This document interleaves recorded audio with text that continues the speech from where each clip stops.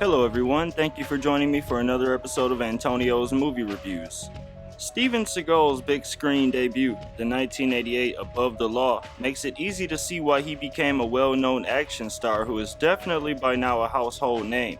Seagal plays Nico Toscani, an ex-CIA agent, Aikido specialist, and a Chicago policeman who discovers a conspiracy upon investigating the mysterious shipment of military explosives seized from a narcotics dealer. I'll begin by saying, this movie, for it to be a 1988 action film, this movie has a very substantial plot.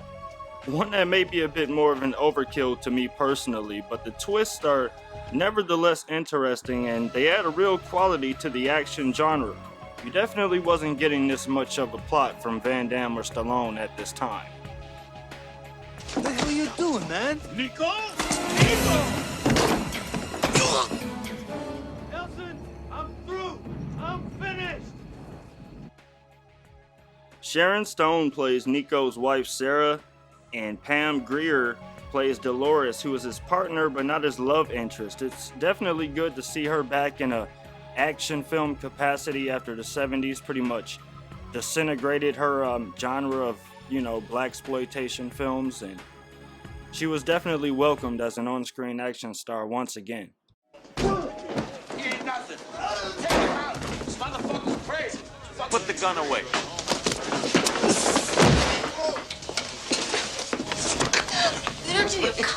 What is this shit, huh? You want to get high? This is huge, my man. It's a shipment. It's coming in next Tuesday. What the hell does it... Right off the bat, you notice something about the star quality potential of Seagal. He plays the tough guy role extremely well. He's 6'4" and already an accomplished Aikido specialist with a 6th-degree black belt in real life.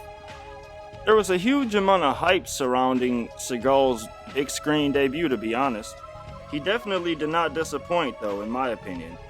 It's like, after watching so many Van Damme movies, I can say that this elaborate plot sometimes makes you forget it's 88. Look at this, boys.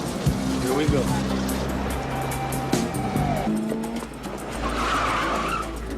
What the fuck is this, man?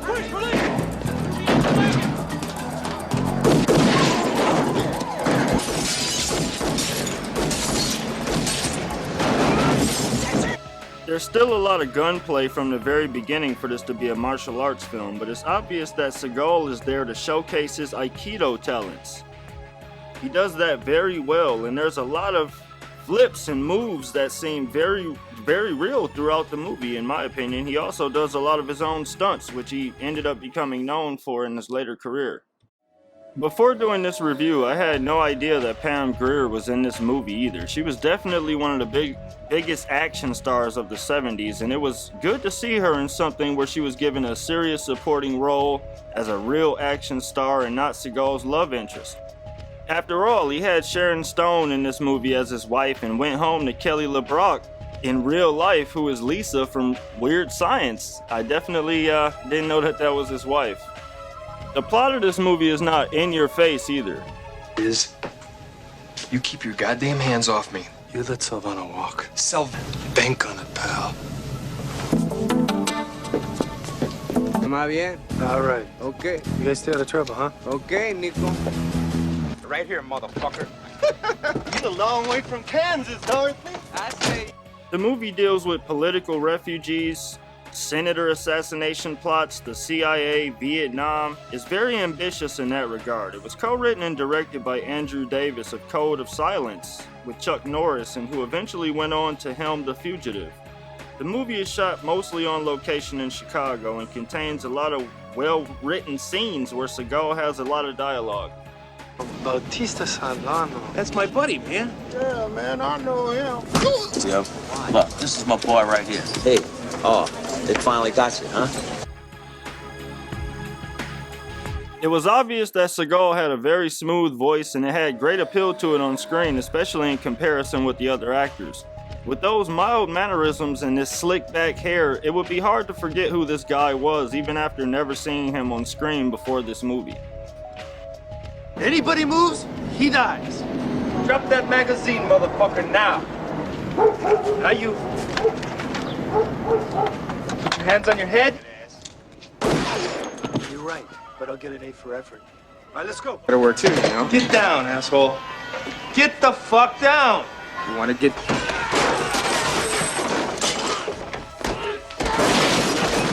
To explain the movie simply, in my opinion, I'll say Toscani's adversary from the beginning with the extraordinary rendition tactics turns up in Chicago at the same time Central American anti-war activists are being murdered, and Nico puts two and two together and goes after the bad guys, which he makes clear that he will do whatever it takes to complete that objective.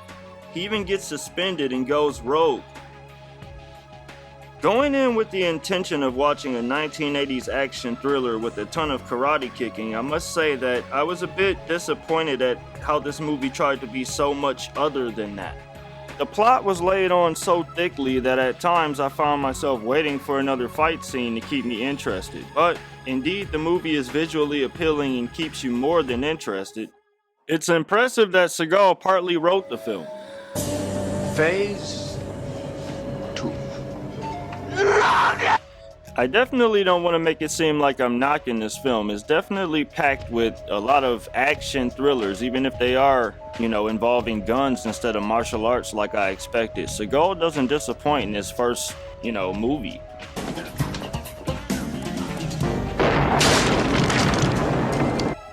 All in all, the action in this movie is enough to compensate for its overused plot. People will see the cover and assume it's some predictable action movie starring Steven Seagal, but that's definitely not the case for this film. This movie showed Seagal had potential though, and Above the Law is considered among his best, like Out for Justice and Under Siege. As I got towards the end of the movie, I thought back to the beginning scenes that laid the great foundation to this being a really nice martial arts movie. That was not the case, however. It really became sort of a crime thriller that really had a long, drawn-out plot that made you want to watch something a lot simpler afterwards, like a real popcorn movie. Being a man. Nelson, we've been looking for you. Had a lot to talk about. Reminiscing about the good old days? Stay.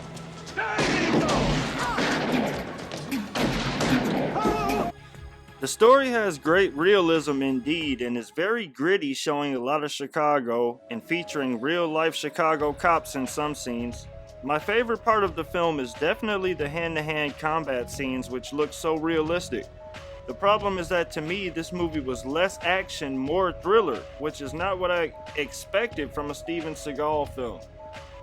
There were just so many characters and twists in this movie, it's hard to believe that Seagal was the only one on the cover. We're coming up on what's probably my favorite scene in the movie.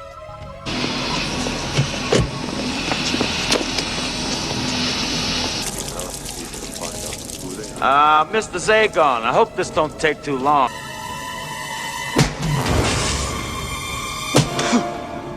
It was definitely hard to cut scenes from this part because he just took these guys out so fast. He was like not kidding around by this point. That guy looks a lot like Joe Biden too. I don't see how you really snapped out of that, honestly.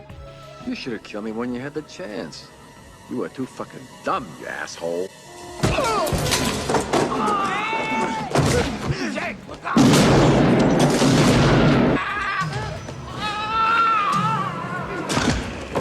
Nico was fed up that everybody was dead at this point. That's why he shoved that stuff off the counter. But this was a good action movie for 1988, and it established Steven Seagal as a perennial action character. I hope you enjoyed my movie review on Above the Law. Please don't forget to like and subscribe.